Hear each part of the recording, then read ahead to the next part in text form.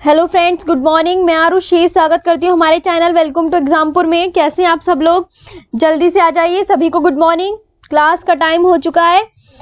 जल्दी से हम अपने करंट अफेयर्स स्टार्ट करते हैं बिना देरी किए, ओके? क्योंकि बहुत सारे क्वेश्चन होते हैं और आपसे बात करना भी पॉसिबल नहीं हो पाता है। इतने सारे क्वेश्चन आप डेली कहते हैं कि मैम क्वेश्चन कम है, क्वेश्चन का जो ज्यादा नंबर में दीजिए, क्वेश्चन ज्यादा संख्या में बढ़ाइए। तो मेरी तरफ से पूरी कोशिश है कि आपको ज्यादा से ज्यादा मात्रा में जो है क्वेश्चन प्रोवाइड किए जाए, ओके? तो चलिए बिना देरी करते हुए पहला क्वेश्चन पढ़ते हैं। आपकी स्क्रीन के सामने देखिए पहला क्वेश्चन।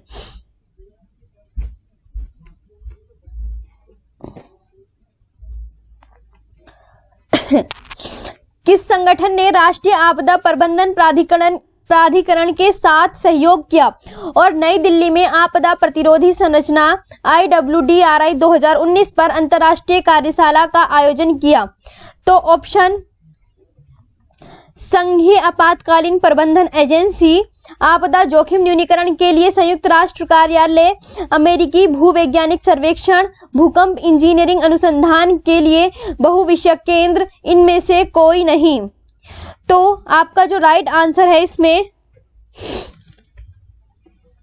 आपदा जोखिम न्यूनीकरण के लिए संयुक्त राष्ट्र कार्यालय।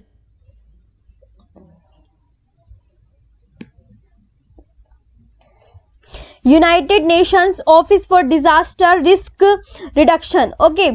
ये आपका राइट ऑप्शन है। आपको ध्यान से सुनना है जो मैं आपको बोल रही हूँ। डिजास्टर रेजिलिएंट इंफ्रास्ट्रक्चर पर अंतर्राष्ट्रीय कार्यशाला राष्ट्रीय आपदा प्रबंधन प्राधिकरण द्वारा संयुक्त राष्ट्र आपदा जोखिम न्यूनीकरण के लिए संयुक्त राष्ट्र कार्यालय के सहयोग से 2 दिवसीय कार्यशाला और अनुकूलन पर वैश्विक आयोग, संयुक्त राष्ट्र के साथ साझेदारी में विकास कार्यक्रम और विश्व बैंक द्वारा नई दिल्ली में आयोजित किया गया, ओके? इन सब के द्वारा है, ये जो है न्यू दिल्ली में आयोजित किया गया है। न्यू दिल्ली में आयोजित किया गया कार्यशाला के उद्देश्य थे प्रमुख बुनियादी ढांचा क्षेत्रों में आपदा जोखिम प्रबंधन की अच्छी प्रथाओं की पहचान करना, DRI परिवहन, ऊर्जा, दूरसंचार और पानी पर सहयोगात्मक अनुसंधान के लिए विशिष्ट क्षेत्रों और मार्गों को निर्धारित करना, आपदा रोधी मूल संरचना के लिए गठबंधन के व्यापक संदर्भों पर चर्चा और सह निर्माण करना, और साथ ही अगले 3 वर्षों के लिए एक संवादात्मक रोल आउट योजना बनाना, ओके? इसके ये है उद्देश्य। नेक्स्ट क्वेश्चन पर आते हैं जल्दी से, और सभी जवाब देते चलना है आपको साथ साथ में, ओके? जब मैं क्वेश्चन आपको रीडिंग करती हूं तो आपको आंसर देते हुए चलना है। हाल ही में आपदा जोखिम न्यूनीकरण पर भारत जापान कार्यशाला का 3रा संस्करण कहां आयोजित किया गया? Yokohama Japan, Karnataka Bharat, Tokyo Japan, नई दिल्ली भारत, इनमें से कोई नहीं। तो जो आपका राइट ऑप्शन है, आपको ध्यान रखना है, नई दिल्ली भारत। ये आपका राइट ऑप्शन है। 18 मार्च 2019 को भारत सरकार और जापान सरकार ने, कौन कौन सी सरकार ने मिलकर? एक तो भारत सरकार ने और एक जापान सरकार ने मिलकर नई दिल्ली में आपदा जोखिम न्यूनीकरण पर तृतीय भारत जापान कार्यशाला का आयोजन किया।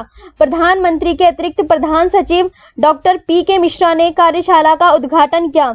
इस बैठक के पीछे का उद्देश्य DRR के क्षेत्र में अनुसंधान संस्थानों, शहरों और निजी क्षेत्र के बीच सहयोग को बढ़ाना है। कार्यशाला में भारत और जापान के लगभग 140 प्रतिनिधियों ने भाग लिया था। 140 प्रतिनिधियों ने भाग लिया था, जिसमें प्रमुख अनुसंधान संस्थानों, शहर प्रशासकों और विशेष आपदा प्रबंधन एजेंसियों के विशेषज्ञ शामिल थे। सितंबर 2017 में भारत और जापान ने DRR के क्षेत्र में समझौते ज्ञापन पर भी हस्ताक्षर किए हैं, ओके? नेक्स्ट क्वेश्चन पर आते हैं। भारत के उस बैंक का नाम बताइए जिसने विदेश मंत्री सुषमा स्वराज की यात्रा के दौरान मालदीव में बुनियादी ढांचा परियोजनाओं को पूरा करने के लिए $800 मिलियन मूल्य की लाइन ऑफ क्रेडिट LOC पर हस्ताक्षर किए? तो आपका जो राइट ऑप्शन है ICICI बैंक, भारतीय state bank, HDFC bank, export import bank of India, इनमें से कोई नहीं। तो आपका जो राइट ऑप्शन है वो है export import bank of India.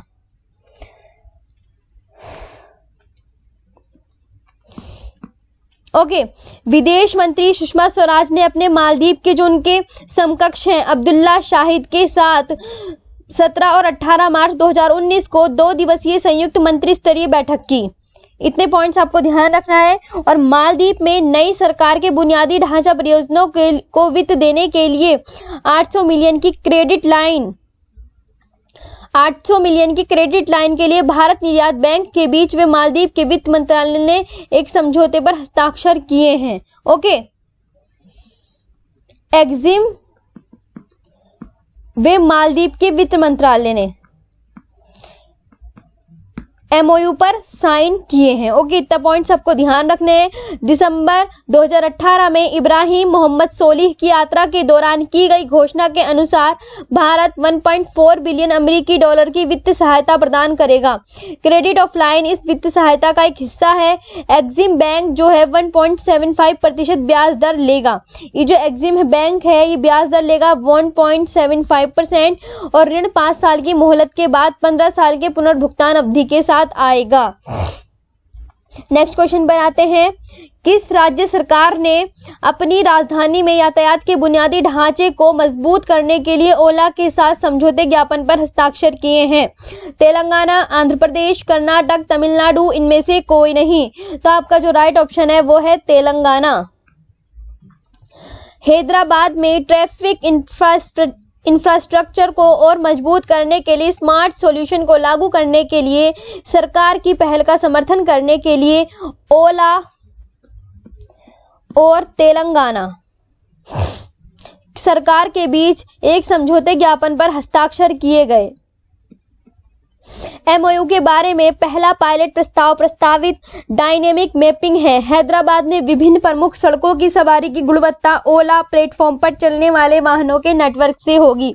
इस पायलट परियोजना का वांछित परिणाम गड्ढों के कारण होने वाली दुर्घटनाओं को कम करना, इसके जो उद्देश्य हैं सड़कों के निर्माण की निगरानी करना और सड़क की मरम्मत के लिए बजट को प्राथमिकता देना है। ओके, तो नेक्स्ट क्वेश्चन पर आते हैं।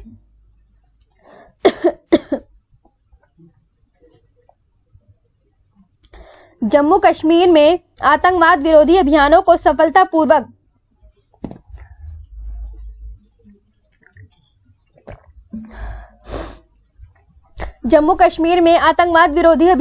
सफलतापूर्वक आयोजित करने के लिए उत्तम सेवा पदक से किसे सम्मानित किया गया है?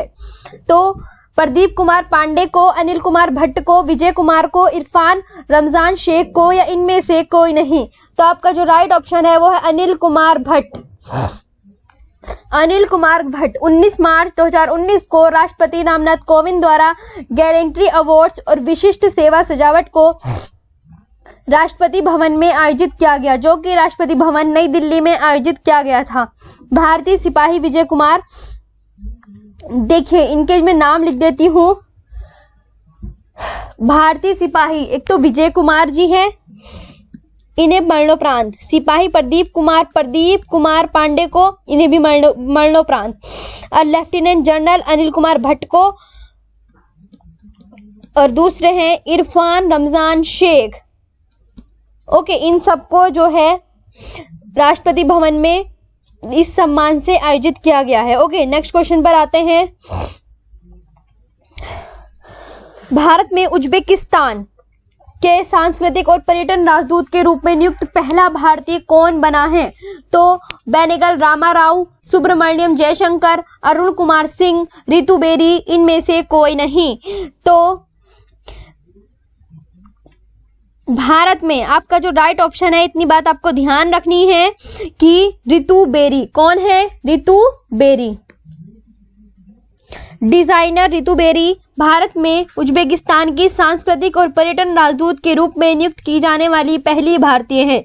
उन्होंने भारत और उज्बेकिस्तान को एक साथ लाने के लिए अपने कपड़ों की लाइन में संस्कृतियों के लिए अपने योगदान के लिए मान्यता प्राप्त की है। उज्बेकिस्तान की बात करते हैं तो कैपिटल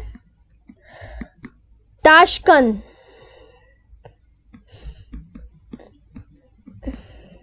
करेंसी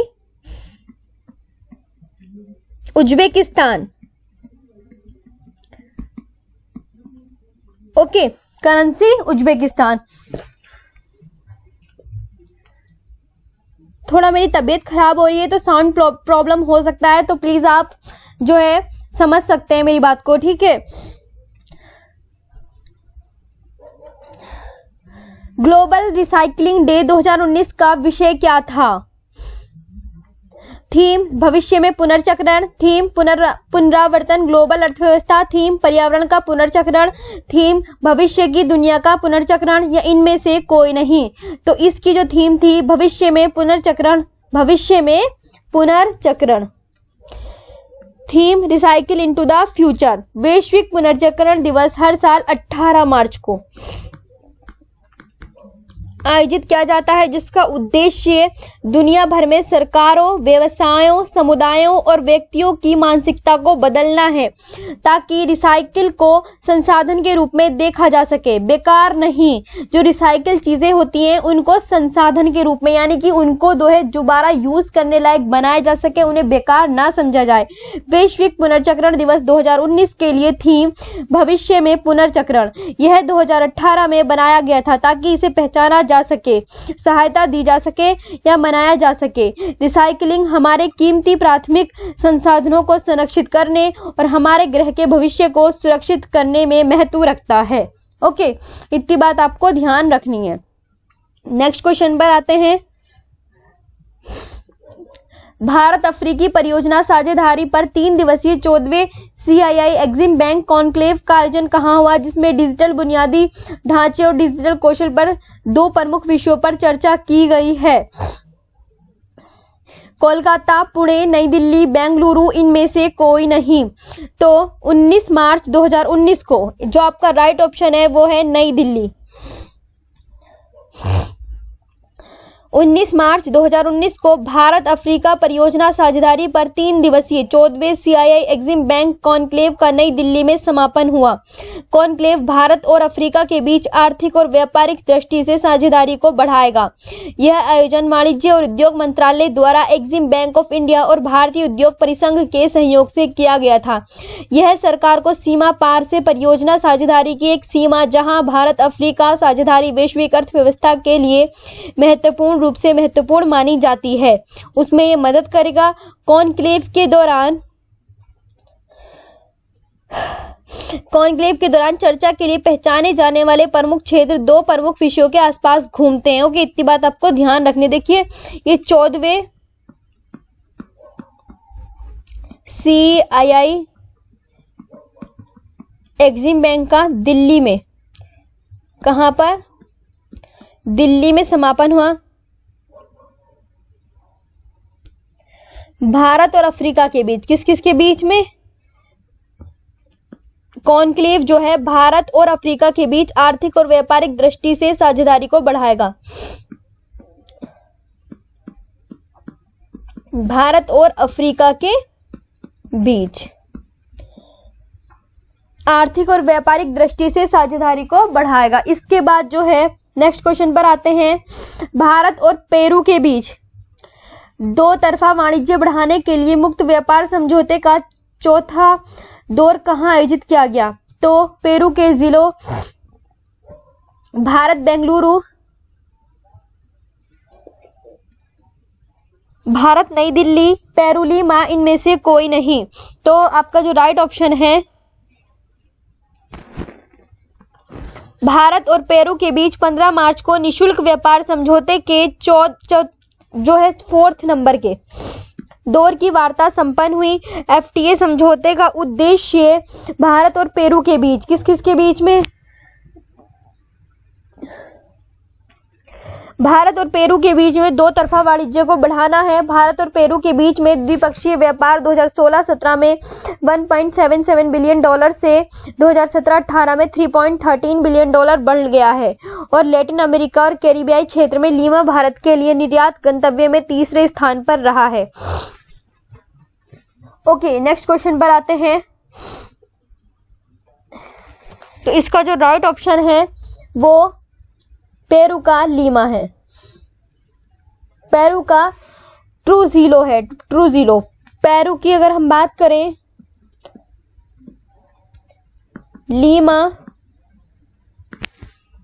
और इसकी करेंसी है न्यूवे सोल। नेक्स्ट क्वेश्चन पर आते हैं। हाल ही में किस देश ने अपनी राजधानी का नाम नूर सुल्तान रखा है? तो उज्बेकिस्तान, कजाकिस्तान, तजाकिस्तान, किर्गिस्तान, इनमें से कोई नहीं। आपका राइट ऑप्शन है कजाकिस्तान। देखिए मेरी थोड़ी तबीयत खराब हो रही है तो आपको प्रॉब्लम हो सकती है। मेरी जो मैं आपको बोल रही हूँ ओके, लेकिन आपके लिए जो है वीडियो प्रोवाइड भी करानी जरूरी थी। आपका एग्जाम है ओके, तो आप इसके साथ जो है समझ सकते हैं मेरी प्रॉब्लम को और आप सुनते रहिए, ठीक है।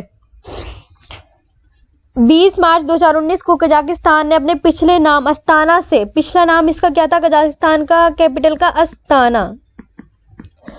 अस्ताना से नूर सुल्तान के रूप में अपनी राजधानी का नाम बदलकर अपने निवर्तमान नेता नूर सुल्तान नजरबायेव को पहचान दिलाई है, जिन्होंने कजाकिस्तान के राष्ट्रपति के रूप में लगभग 3 वर्षों तक सेवा की। कजाकिस्तान के राष्ट्रपति के रूप में कसीम जोमार्ट टोकायव के शपथ लेने के बाद इसका नाम बदल दिया गया। नया राष्ट्रपति अप्रैल 2020 तक काम करेगा। ओके, इतनी पॉइंट्स आपको ध्यान रखनी है।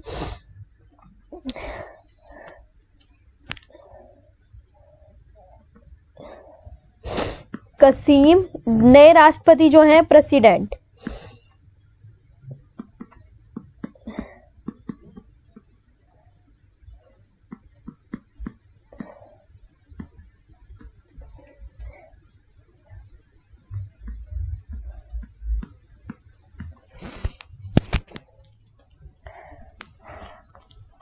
नेक्स्ट क्वेश्चन पर आते हैं।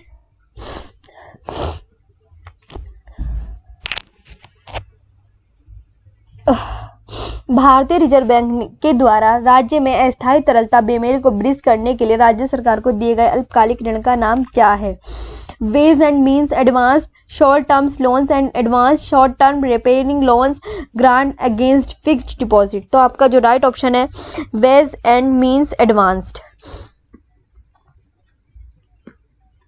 Veg and means advance. Okay, ये आपका राइट ऑप्शन है। नेक्स्ट क्वेश्चन पर आते हैं। किस बैंक ने भारतीय स्टेट बैंक के साथ दोनों बैंकों के बीच व्यापार के अवसरों को बढ़ावा देने के लिए समझौता ज्ञापन पर हस्ताक्षर किए हैं? Bank of America, bank of China, bank of Scotland या HSBC बैंक? तो बैंक ऑफ चाइना।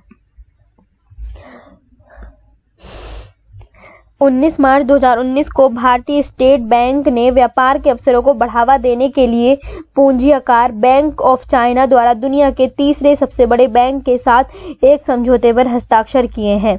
SBI ने जो है किसके साथ हस्ताक्षर किए मिलके? BOC। ये जो BOC है ये दुनिया के तीसरे सबसे बड़े बैंक है। दुनिया का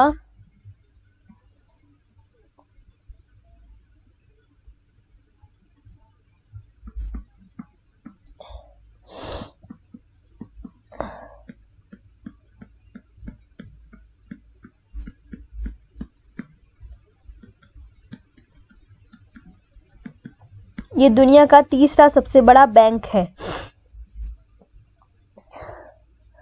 इतने पॉइंट्स आपको ध्यान रखने हैं। नेक्स्ट क्वेश्चन पर आते हैं। राष्ट्रपति रामनाथ कोविंद द्वारा देश के पहले लोकपाल या भ्रष्टाचार विरोधी लोकपाल के रूप में किसे नियुक्त किया गया है? तो पिनाकी चंद्र घोष इसका राइट ऑप्शन है, पिनाकी चंद्र घोष को। राष्ट्रपति रामनाथ कोविंद द्वारा 20 मार्च 2019 को सुप्रीम कोर्ट के पूर्व न्यायाधीश जस्टिस पिनाकी चंद्र घोष को देश का पहला लोकपाल, ये लोकपाल बन गए हैं पहले देश के या भ्रष्टाचार विरोधी लोकपाल नियुक्त किया गया है। वे राष्ट्रीय मानवाधिकार आयोग के सदस्य के रूप में 29 जून 2000 ये राष्ट्रीय मानवाधिकार आयोग के सदस्य भी हैं, ये भी ध्यान रखना है। और मुख्य न्यायाधीश दिलीप बी भोसले, प्रदीप कुमार मोहंती और अभिलाषी कुमारी और छत्तीसगढ़ उच्च न्यायालय के वर्तमान मुख्य न्यायाधीश अजय कुमार त्रिपाठी को लोकपाल के तहत न्यायिक सदस्य नियुक्त किया गया। देखिए इनके न्यायिक सदस्य भी आपको याद कर लेने हैं कि मुख्य न्यायाधीश दिलीप बी भोसले, प्रदीप कुमार मोहंती और अभिलाषी कुमारी और छत्तीसगढ़ उच्च न्यायालय के वर्तमान मुख्य न्यायाधीश, छत्तीसगढ़ उच्च न्यायालय के वर्तमान मुख्य न्यायाधीश अजय कुमार।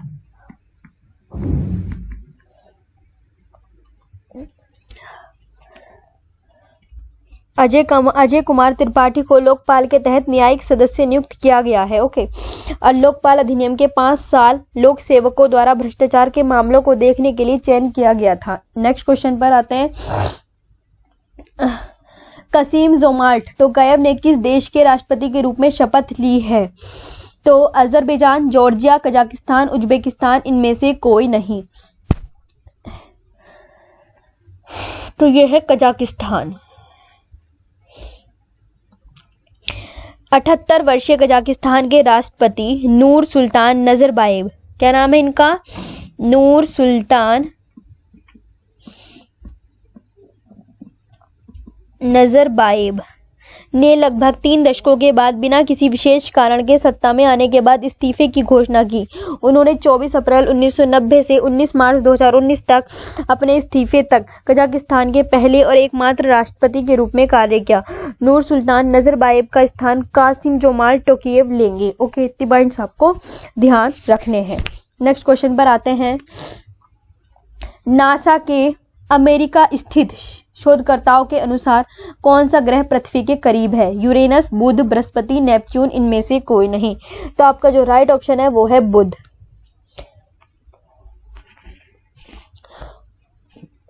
19 मार्च 2019 को नासा लॉस अल्मोस नेशनल लेबोरेटरी और अमेरिकी सेना के अमेरिका स्थित शोधकर्ताओं ने एक नई विचारधारा का खुलासा किया कि बुध शुक्र की तुलना में पृथ्वी के करीब है। औसत दूरी के आधार पर हर दूसरा ग्रह बुध की तुलना में पृथ्वी से दूर है, जिसमें शुक्र भी शामिल है। इसमें यह भी शामिल है कि बुध सौरमंडल के हर दूसरे ग्रह का सबसे करीबी ग्रह है। ओके, इतने पॉइंट्स आपको इसके बारे में ध्यान रखना है कि नासा और अमेरिका सेना के अमेरिकी स्थित शोधकर्ताओं ने, इतनी पॉइंट्स आपको ध्यान रखना है। ओके, नेक्स्ट क्वेश्चन पर आते हैं। टोक्यो 2020 ओलंपिक के आयोजकों ने 2020 ओलंपिक के लिए आकार की मशाल का अनावरण किया। चेरी ब्लॉसम, तुरही आकार, स्टेलेट शेप्ड, क्रूसीफार्म आकार का, या इनमें से कोई नहीं। तो आपका जो राइट ऑप्शन है वो है चेरी ब्लॉसम। टोक्यो में 2020 के ग्रीष्मकालीन खेलों के आयोजकों ने अपने ओलंपिक मशाल के लिए जापानी मूल चेरी ब्लॉसम चुना है। ये किसका है? जापानी मूल का।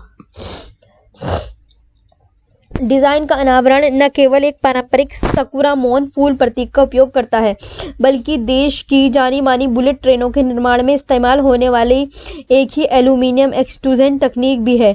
यह पंखुड़ी के आकार के सिलेंडरों के एक समूह से 5 लपटें पैदा करेगा।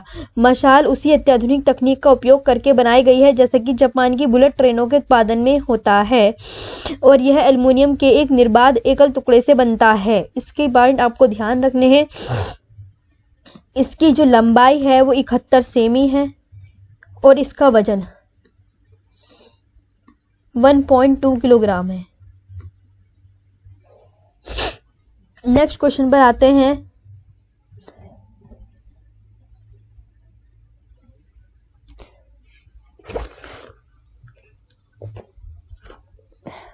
विश्व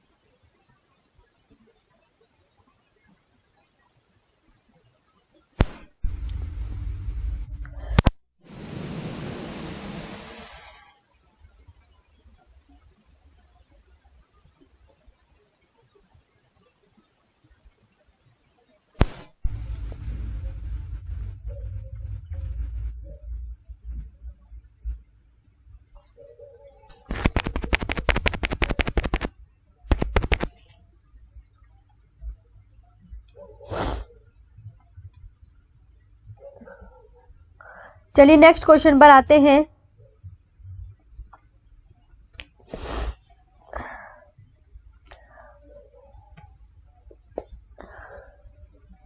आज के लिए इतना ही, कल की क्लास में मिलेंगे। ओके, आज मेरी तबीयत खराब है, मुझसे नहीं क्वेश्चन आपके लिए हो रहे हैं, प्लीज आप मुझे इसके लिए माफ कर दीजिए। कल की क्लास में ज्यादा क्वेश्चन होंगे, तब तक के लिए थैंक यू वेरी मच।